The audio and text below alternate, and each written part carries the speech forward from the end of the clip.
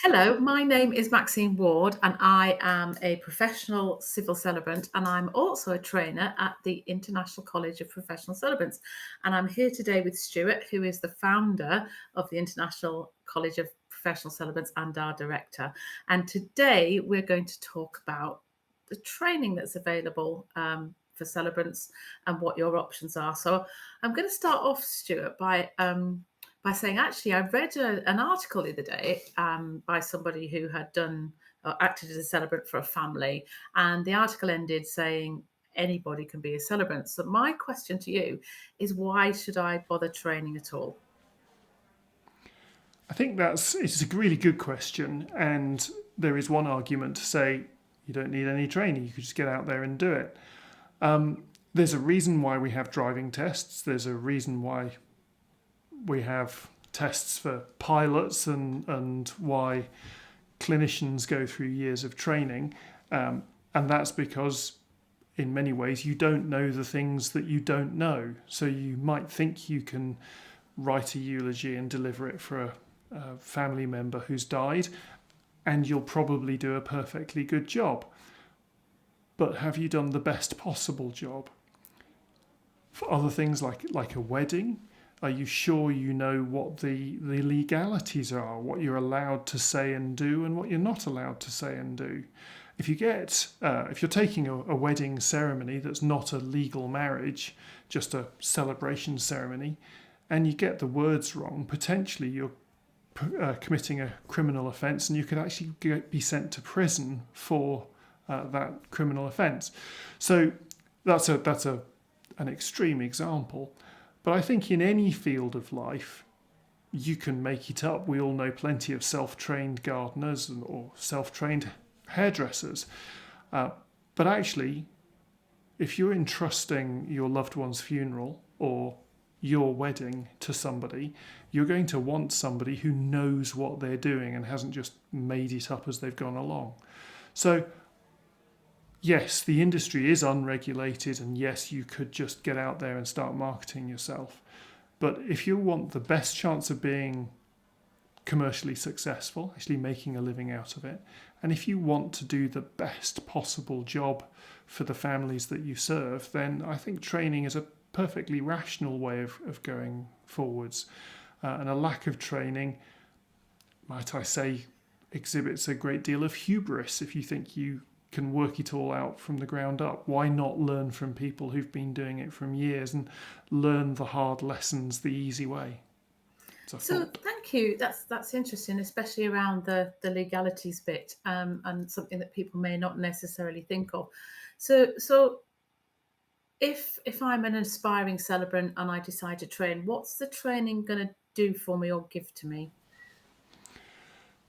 So aspiring celebrants usually come with a great deal of thought. It's something they've been thinking about for a long time, but they also have a lot of questions. There's lots of things that, what do you do? How is a cremation different from a burial? Can you put a hand fasting ceremony in a wedding? And if so, where does it go? So you're looking for a training course that's going to be as holistic as possible. You need to cover the business, the marketing, social media marketing, when to bow at funerals, what to do at weddings, baby namings, and all the other ceremonies. So for me, I'd be looking for an organisation that's offering a complete package of training, not just the initial block of training, but ongoing support and training after that. Okay, that's great because that's something I think I'm going to ask you later on. So, what Yes. options and choices do I have about how I train? So there are obviously online is one option, and there are pure distance learning courses where you don't actually get that much time with live trainers at all. Not a big fan of that approach. This is a very human interaction business industry, and I think those of us who are for whom celebrancy is our calling, it's the thing we love doing, being with people and learning from people is really important. So the other option is a pure online course. So there's a taught element online, and then obviously a taught element in person. But even within, so there's online or there's in-person training, and I'm definitely a fan of the in-person, even though ICPC does offer both. Within that, there are some organisations who train just funerals and some organisations that train just weddings. Nothing stopping you taking both courses. At ICPC, we have a philosophical view that says actually celebrancy is a whole thing. You wouldn't go to a hairdresser who just knew how to cut the front of your hair and didn't know how to cut the back of your hair. You'd want a hairdresser that knows how to do the whole service. For us as celebrants, even though we might specialise, and I'm very open, I specialise in funerals, having an understanding of the whole nature of rites of passage, the way human beings respond to a rite of passage, both a joyful one and a sad one, because a funeral can actually be a really joyful event and a wedding can have more tears than a funeral. It makes you a better celebrant. But more than that, it enables you to cope when there are shocks in the market. And a really good example of that was 2020, when all of the wedding-only celebrants suddenly discovered that their market had evaporated overnight. If they had been trained in both, there was a huge need for celebrants in the funeral industry. And so actually, I think training to do both, even though you specialise in one, enables you to have a better chance of making a living and better understanding of the role of a celebrant as a whole. And I think also something we see on every course, and right now just in the room to my left, we've got a group of students learning, and it was really funny on Monday morning to ask them who's thinking of weddings only and who's thinking of funerals only. And then as the week goes through, several people are beginning to think, oh, actually, I really like the funeral side of it, when I thought I was going to be all over weddings. Or actually, no, I can see both. I can enjoy both. And for me, I really love my funerals, which is my primary business. But the occasional wedding thrown in there for good measure is a lot of fun. And I've had a number of weddings where I've taken a funeral for somebody and their grandson and his fiancée have come out of the funeral, and we've got chatting, and they, do you just do funerals? No, I do weddings as well. Oh, well, you did such a lovely job of Grandad's funeral. Would you take our wedding? And yes, of course. So I think it's of real benefit to do both. Thank you. And I have to say, Stuart, I think I've been to one or two of those hairdressers in the past who don't know both sides of my head very well. But there you go. So I found when I was looking for a training provider, there were all sorts of organisations and individuals and lots of options from people who were practicing celebrants who took people under their wing and trained them, which is, I think, very much how it used to be done in the past.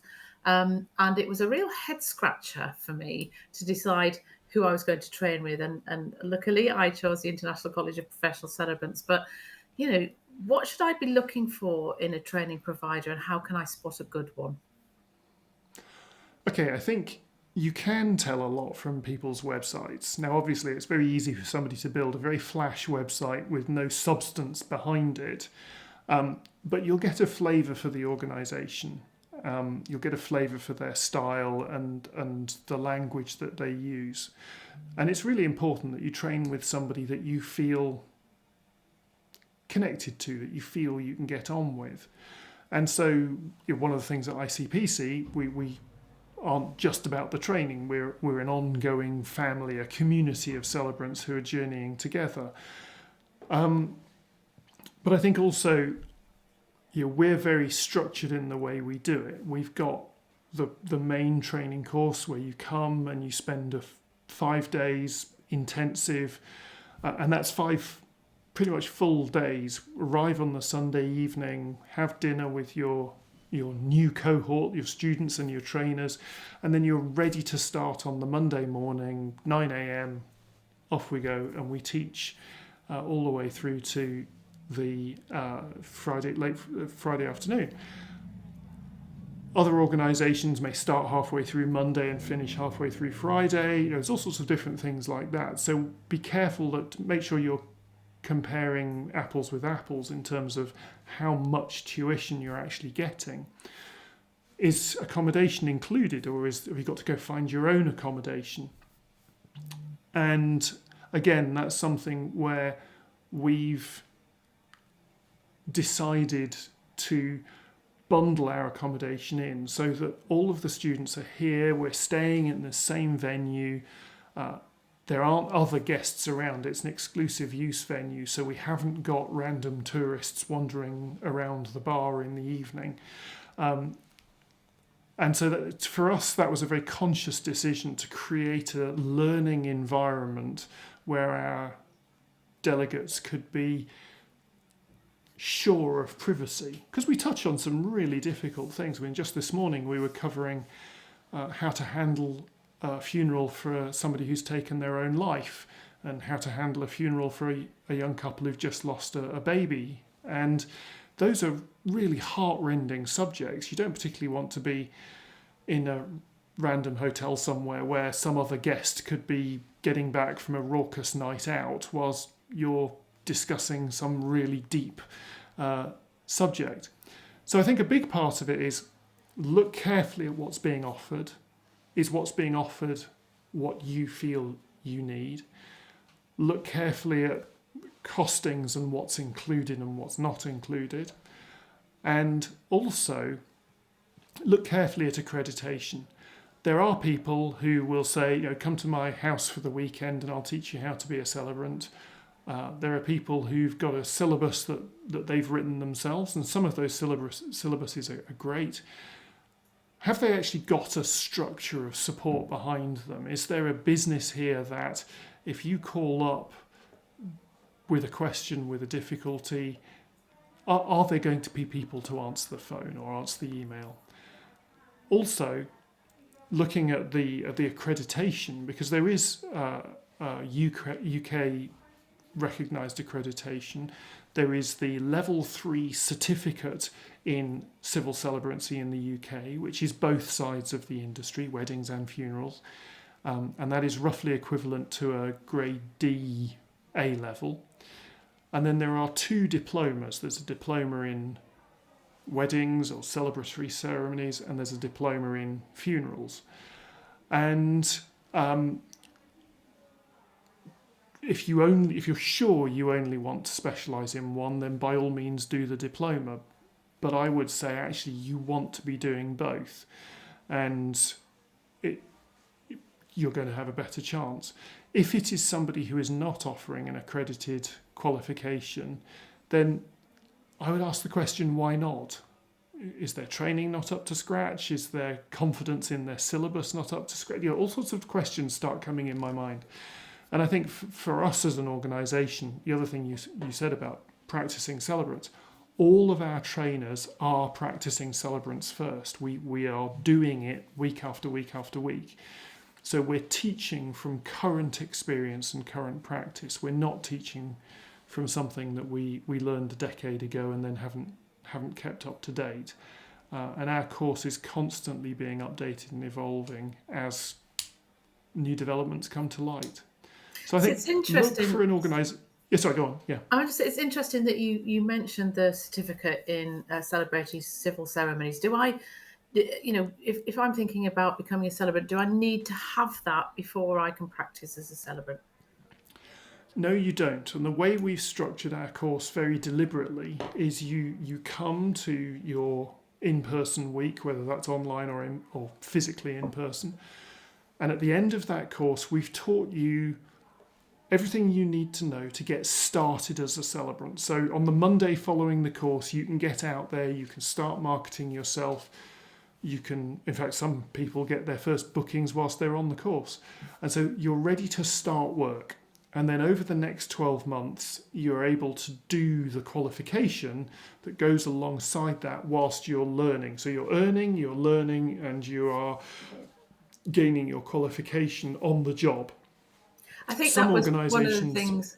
Yeah, I think that's one of the things that I considered, because what I didn't want to do is to do hours of study at home only to find out when I got up there and started practicing and meeting other celebrants and really knowing what the job was like in practice, on my feet and doing the practical side of it, whether I would actually take to it or not. So it was a really important decision for me to be able to get into the thick of celebrancy and what's practice going it, on? and then do the qualification afterwards. Because I know some organisations insist that you do the NOCN first, don't they? But that First, wasn't an yeah. option for me.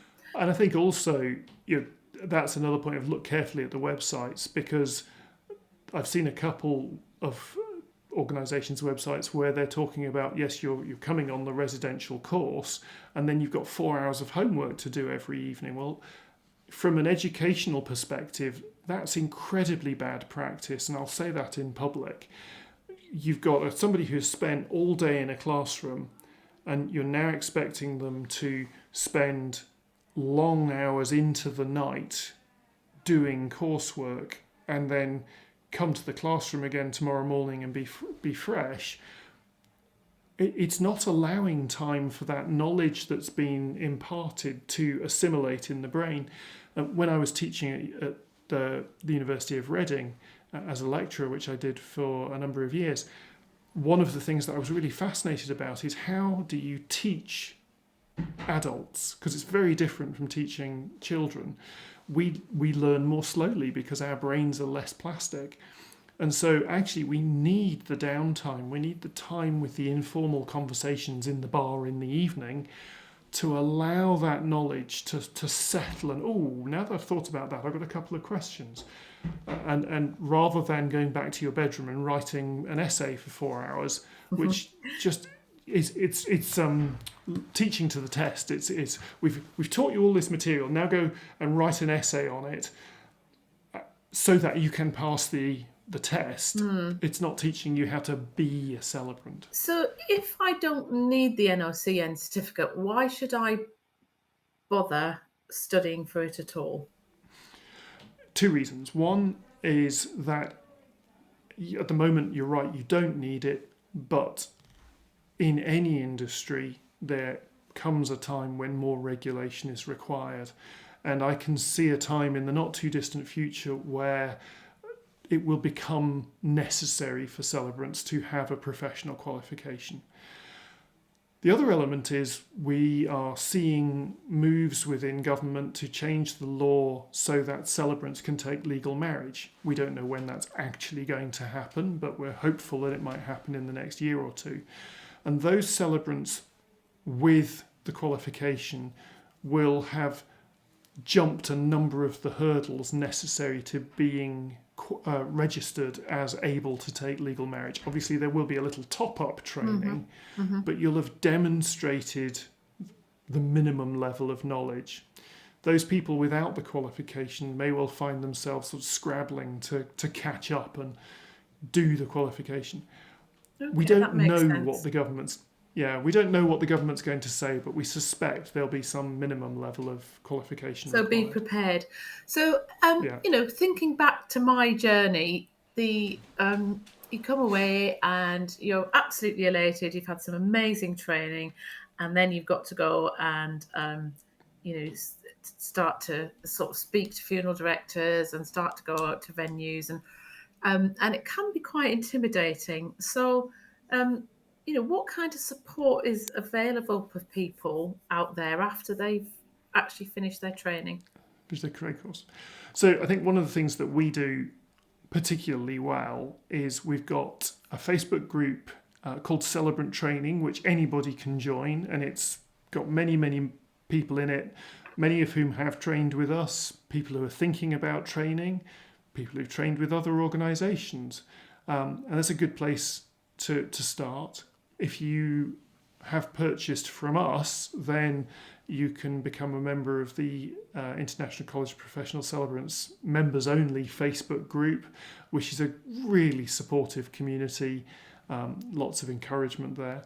But also, as you're going through your coursework, you're assigned a personal tutor. There's somebody who can support you both with coursework, but also kind of a first port of call if you've got a question. And we as an organisation are very aware of the need for supporting people. We know that that first time you get a phone call from somebody saying, a funeral director phones up and says, I've got a young couple who just lost a baby, and you think, this is going to be hard. This is going to be a difficult one.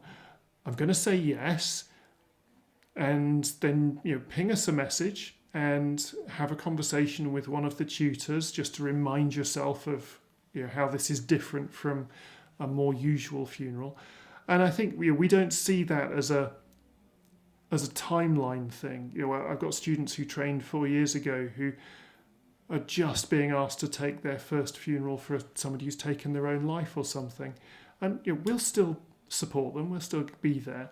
But I think the biggest thing that we do is every cohort, every group of students we train gets put into a WhatsApp group with their fellow cohort. And we do that before the training course.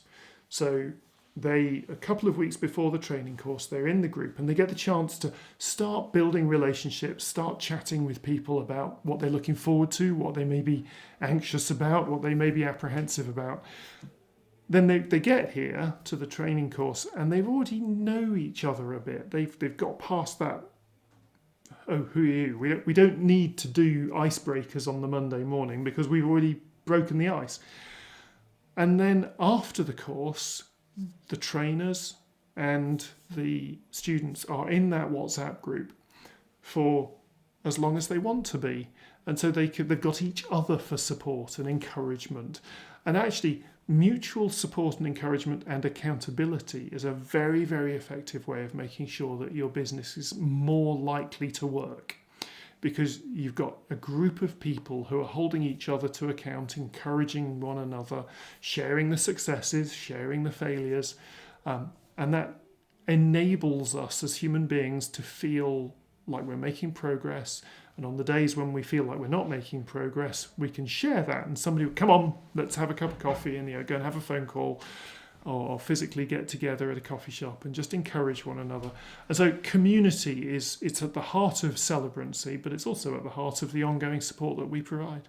Yeah, and I couldn't agree more, because I'm still in touch with the people that I trained with, and I also network with a lot of celebrants. So I think in terms of support and continuous professional development, there's a lot out there.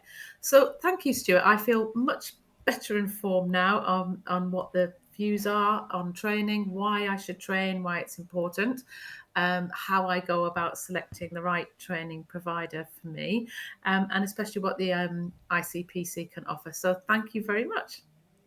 You're very welcome.